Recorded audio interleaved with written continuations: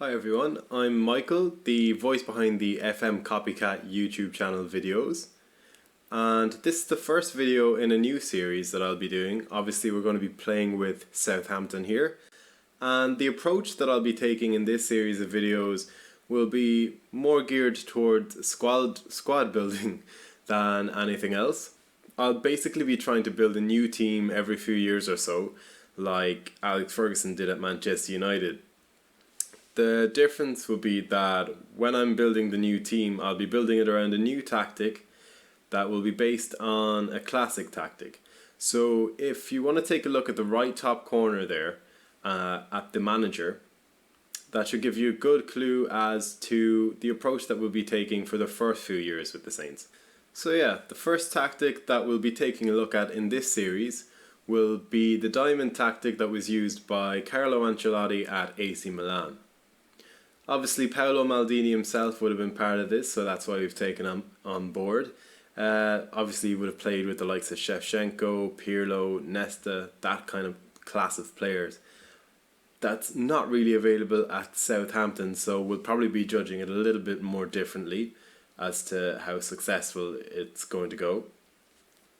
If you look at the tactics board, then you'll see that there is a couple of positions that are freed up there, namely the Pirlo role in the Regista support role, and then there's a centre-back slot open as well. Obviously, Southampton got rid of Font there to West Ham, so we'll be looking to fill that role as well. Maybe a contentious decision that I've made here is to get rid of Jordi Clasie, because I kind of want to make sure that the development of the likes of Hojberg and Ward-Prowse isn't really going to be affected too much. So that should also allow for another midfielder to come into the squad, because I want another ball-winning midfielder type. Romeo is the only kind of ball winner in the squad at the moment in the midfield area.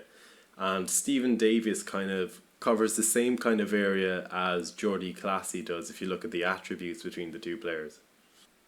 So another position in the squad that we might take a look at in a season or two is that of Van Dijk.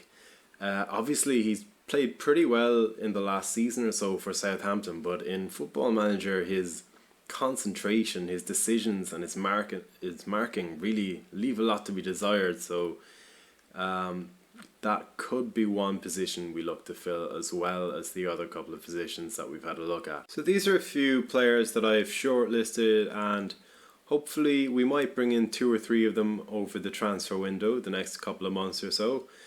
Lassana Diarra is one I'll really be taking a look at to fill that ball-winning midfielder slot in the squad.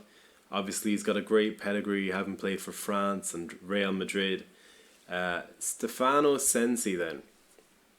He's a really good Italian playmaker, a lot of flair there, passing, vision.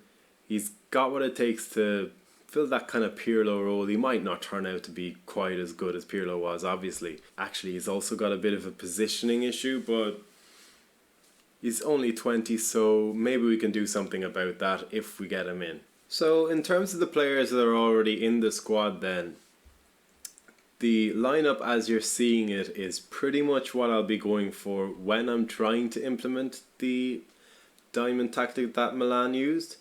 It might take a couple of seasons to bring in the right players, but obviously we've got to put it into context as to the kind of level that Southampton are at. So given that then, let's just take a look at Charlie Austin here. So as I was saying, the level that Southampton are at, not really Milan level back then. But Austin for a poacher for this kind of squad is pretty fantastic. I mean, 17 finishing, 15 in composure, 16 anticipation, 16 off the ball, and he's even pretty useful with his head there with a 15 there as well. So in terms of other players in the squad, obviously James Ward-Prowse is a big player for the Southampton squad coming through their youth ranks and whatnot. I think I'll be trying to get him geared more towards the Seedorf role. He's got a bit of an issue there with his composure, but other than that, 15 stamina, so he'll be able to go up and down the pitch the same manner that Seedorf did. Great work rate, great teamwork, and he's got the vision as well. So if we can just do something about the composure, then he should be a really great fit. Forster, definitely, I don't think we're going to need any improvement in that area here. Gabbiadini, he's okay, but we're talking about Shevchenko here. We'll be wanting a little bit more pace than this 14. His finishing is pretty good, but also we have Charlie Austin for that poacher kind of role. I'm not really too sure what we'll end up doing with him, to be honest. It's probably another position over the next couple of seasons we'll look to change around. Tadic is a player that, again, at this level, we've got him at 18 vision, 17 passing, 16 dribbling. Maybe not the quickest player with 14 in his pace and acceleration, but we've got to put it into context with the level that Southampton are at, and he's pretty decent. But then again, we'll have to see how things go over the next couple of seasons.